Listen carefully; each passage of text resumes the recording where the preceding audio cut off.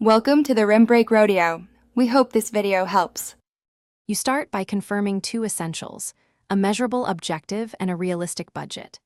Begin the ad build now by selecting your objective and mapping one clear KPI, because without that you'll optimize blind. Next, choose audience layers, demographics plus one behavioral filter, so you don't spray broadly. Once done, set a conservative daily or lifetime budget tied to that KPI and launch a small test. This first step gets your engine running and provides the first performance signals to iterate from. Once your test campaign is live, focus on creative and bidding. You must learn what creatives and placements move your KPI. Rotate 3-5 creative variants and run a /B tests for 3-7 days to collect statistically useful data. At the same time, choose a bid approach. Start automated to gather volume, then switch to manual bids if CPA drifts. Make incremental bid changes of 10 to 25% so the platform can stabilize.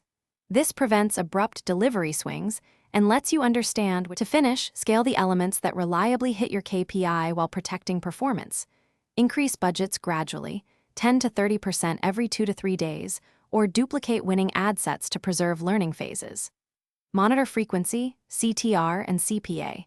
If frequency climbs or CTR drops, refresh creatives immediately. If results decline dramatically, troubleshoot by pausing poor performers, backtesting creatives against control, and auditing, tracking pixels and attribution windows. This troubleshooting loop keeps your ads profitable and prevents wasted spend as you. Thanks for watching.